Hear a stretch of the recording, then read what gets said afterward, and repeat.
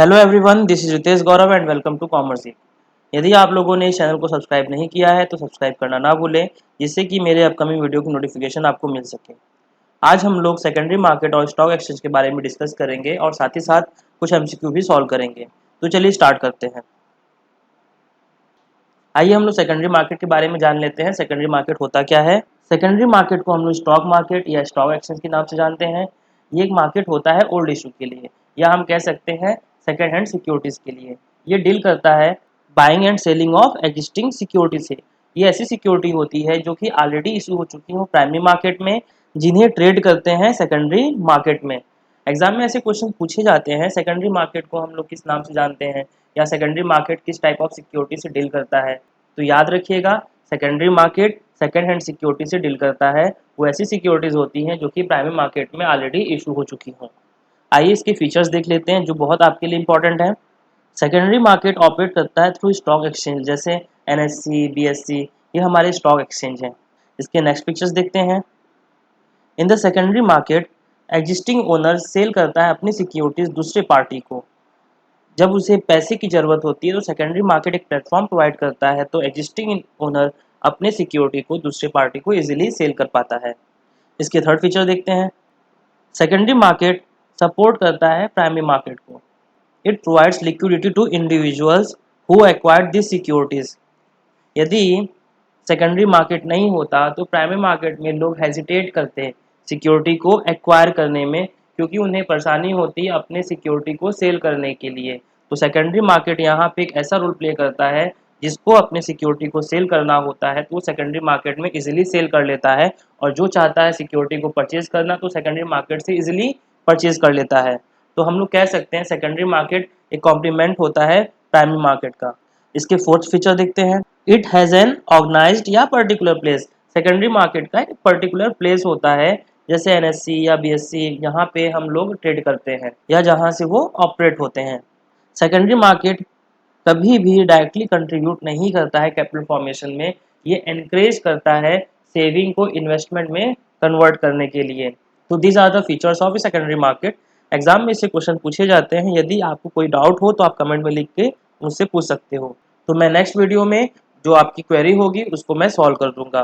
तो आइए हम लोग स्टॉक एक्सचेंज के बारे में भी जान लेते हैं। स्टॉक एक्सचेंज या सिक्योरिटी एक्सचेंज, या इसको हम लोग स्टॉक मार्केट के नाम से जानते हैं, ये एक ऐसा प्लेटफॉर्म होता है या एक फैसिलिटी होती है जहाँ पे स्टॉक ब्रोकर और ट्रेडर अपनी सिक्योरिटी को आसानी से बाय और सेल कर सकते हैं रेगुलर बेस पे। यूरोप में हम लोग स्टॉक एक्सचेंज को बोर्सेस के नाम से जानते हैं। एग्जाम में इससे क्वेश्चन पूछे जाते हैं। इंडिया में पहला organise stock exchange Bombay stock exchange था, जो कि स्टार्ट किया गया था 1875। बॉम्बे स्टॉक एक्सचेंज एशिया का भी पहला स्टॉक एक्सचेंज है, ये आप लोग याद रखिएगा। इंडिया में बॉम्बे स्टॉक एक्सचेंज के बाद अहमदाबाद स्टॉक एक्सचेंज को स्टेब्लिश किया गया था, जो कि 1894 में स्टेब्लिश हुआ था। उसके बाद कलकत्ता स्टॉक एक्सचेंज को स्टेब्लिश किया गया था, जो कि 1908 में स्टेब्लिश हुआ था। कलकत्ता स्टॉक एक्सचेंज को हम लोग लियोन्स रेंज के नाम से भी जानते हैं। एग्जाम में इससे क्वेश्चन पूछे जाते हैं कि लियोन्स रेंज को हम लोग किस स्टॉक एक्सचेंज के नाम से जानते हैं। तो ये काफ़ी इंपॉर्टेंट है, आप इससे ज़रूर पढ़िएगा अच्छे से। Securities contract regulation act 1956 stock exchange को डिफाइन करता है। एक ऐसा एसोसिएशन या ऑर्गेनाइजेशन या बॉडी ऑफ इंडिविजुअल होता है जो कि इनकॉर्पोरेट हुआ हो या नहीं हुआ हो, बट इस्टेब्लिश्ड हुआ हो for the purpose of existing, regulating and controlling of business, जो कि बाई कर रहे हो या सेल कर रहे हो या डील कर रहे हो ऐसी सिक्योरिटीज़ में। आइए हम लोग फंक्शन ऑफ स्टॉक एक्सचेंज के बारे में जान लेते हैं कि कौन कौन से फंक्शंस होते हैं स्टॉक एक्सचेंज के। This are the main function of stock exchange. ये आपके लिए काफ़ी इंपॉर्टेंट है।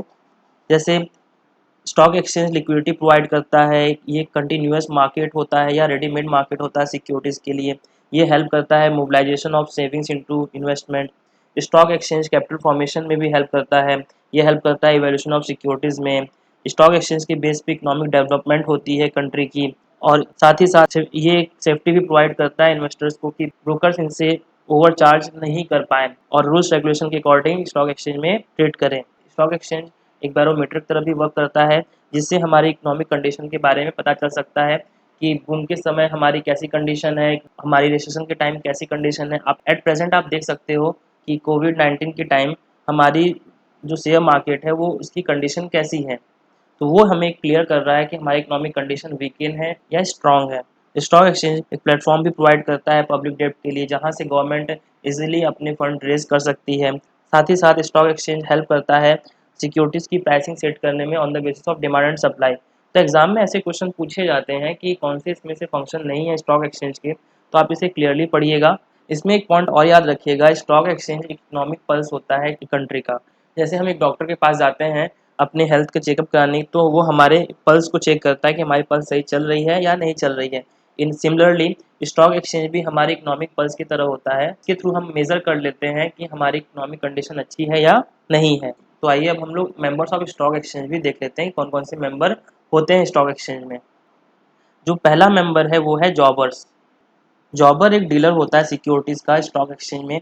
ये कभी भी पब्लिक के बिहाफ पे वर्क नहीं करता है। ये सिक्योरिटी को परचेज और सेल करता है खुद के नाम पर। इससे बात ये क्लियर हुआ कि जॉबर्स एक जनरली ब्रोकर ही होता है, बट वो पब्लिक के बिहाफ पर काम नहीं करता है, वो खुद के बिहाफ पे काम करता है और उसका मेन काम ही होता है सिर्फ प्रॉफिट अर्न करना ड्यू टू प्राइस वेरिएशन, या कह सकते हैं price fluctuation in the stock market. आइए नेक्स्ट नंबर देखते हैं अब। Commission brokers. कमीशन ब्रोकर सिर्फ ब्रोकर ही होते हैं। जनरली इसमें खाली ट्रीट किया गया कि वो ब्रोकर जो कमीशन चार्ज करते हैं उन्हीं को हम लोग कमीशन ब्रोकर कहते हैं। तो जैसा स्टेटमेंट मेंशन है कि ये बाय करते हैं, सेल करते हैं securities on the behalf of their clients, और उसके बदले वो कमीशन चार्ज करते हैं। कमीशन ब्रोकर कभी भी सिक्योरिटी को परचेज या सेल खुद के नाम पर नहीं करते हैं। ये पॉइंट याद रखिएगा। एक कमीशन ब्रोकर सिर्फ पब्लिक के बिहाफ पे परचेज और सेल करता है, कभी भी खुद के नाम पे परचेज और सेल नहीं करता है। वो हमेशा पब्लिक के बिहाफ पे काम करता है। थर्ड मेंबर है स्टॉक एक्सचेंज का, वो है तरावनी वाला। तरावनी वाला एक जॉबरी होता है जो कि हैंडल करता है transaction on a commission basis for their brokers. ये सिक्योरिटी को बाय और सेल करता है खुद के अकाउंट पे और ब्रोकर की तरह वर्क करता है पब्लिक के बिहाफ पर। तो इससे ये क्लियर हुआ कि जॉबर्स और कमीशन ब्रोकर्स का दोनों मिक्सअप है तरावनी वाला। तरावनी वाला एक जॉबर की तरह भी काम कर सकता है और ब्रोकर की तरह भी काम कर सकता है। तो ये पॉइंट याद रखिएगा कि तरावनी वाला वर्ड कहाँ यूज़ किया जाता है। तो तरावनी वाला वर्ड यूज़ किया जाता है बॉम्बे स्टॉक एक्सचेंज में। तो हम लोग स्टॉक एक्सचेंज के नेक्स्ट मेंबर के बारे में भी जान लेते हैं। नेक्स्ट मेंबर है सब ब्रोकर। सब ब्रोकर्स एक एजेंट होता है स्टॉक ब्रोकर का, जो कि एम्प्लॉय किया जाता है ब्रोकर के द्वारा टू ऑब्टेन बिजनेस। सब ब्रोकर्स कभी भी बिजनेस को रन नहीं कर सकता है खुद के नाम पर। ये पॉइंट आप याद रखिएगा कि एक ब्रोकर अपने नाम पर बिजनेस को रन कर सकता है, पर सब ब्रोकर्स कभी भी अपने नाम पर बिजनेस रन नहीं कर सकता है। और हम लोग सब ब्रोकर को रिमाइजेस के नाम से भी जानते हैं। नेक्स्ट मेंबर है स्टॉक एक्सचेंज का आर्बिट्रेजर। आर्बिट्रेजर एक ब्रोकर ही होता है जो कि सिक्योरिटी को बाय करता है एक मार्केट से और सेल कर देता है दूसरे मार्केट में to get opportunistic profit. Exam में ऐसे क्वेश्चन पूछे जाते हैं कि कौन ऐसा ब्रोकर होता है जो कि एक सिक्योरिटी को एक मार्केट से परचेज करता है और दूसरे मार्केट में सेल कर देता है, तो उसे हम लोग क्या कहते हैं। तो आपको अब क्लियर होगा कि उसके हम लोग क्या कहते हैं। उसको हम लोग कहते हैं आर्बिट्रेजर, और जो ये प्रोसेस हुआ उसको हम लोग कहते हैं आर्बिट्रेज। जो लास्ट मेंबर है वो है ऑथराइज्ड क्लर्क्स। ऑथराइज्ड क्लर्क्स वो होते हैं जो कि अपॉइंट किए जाते हैं स्टॉक ब्रोकर के द्वारा to assist them in the business of securities trading. एक नाम से ही क्लियर है, ये क्लर्क वाले काम करता है किसके लिए, स्टॉक ब्रोकर के लिए। तो these are the members of stock exchange. ये काफ़ी इंपॉर्टेंट है आपके लिए। एग्जाम में इसे क्वेश्चन पूछे जाते हैं और पूछे गए भी हैं पहले, तो आप इसे अच्छे से पढ़िएगा। आइए हम लोग कुछ एमसीक्यू भी देख लेते हैं। First question is most individual stock investors buy stock. Option देखते हैं, directly from companies in the secondary market through their local banks in the primary market. Generally एक इंडिविजुअल स्टॉक इन्वेस्टर्स अपने स्टॉक को secondary market से purchase करता है।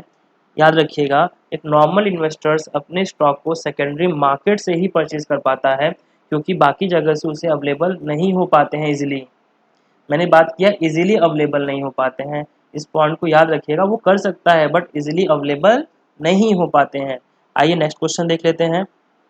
अ stock broker means a member of. Option देखते हैं, सेबी, एनी एक्सचेंज और recognise stock exchange, any stock exchange. एक स्टॉक ब्रोकर मेंबर होता है एक रिकॉग्नाइज स्टॉक एक्सचेंज का।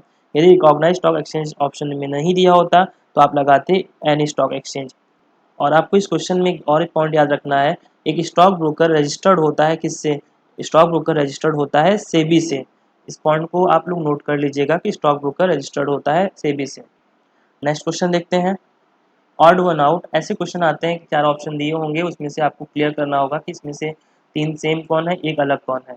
तो ऑप्शन देख लेते हैं, commercial paper, certificate of deposit, treasury bills और इक्विटी शेयर्स। ऑप्शन से क्लियर हो रहा है कि स्टार्टिंग के 3 हमारे मनी मार्केट के हैं और लास्ट का जो पॉइंट है इक्विटी शेयर्स वो है कैपिटल मार्केट का। तो इससे ये क्लियर हुआ कि इसमें से ऑड वन कौन है, वो है डी। आइए नेक्स्ट क्वेश्चन देखते हैं। Which stock exchange is also known as lions range. Option देखते हैं, Kolkata stock exchange, BSC, NSC, Nasdaq.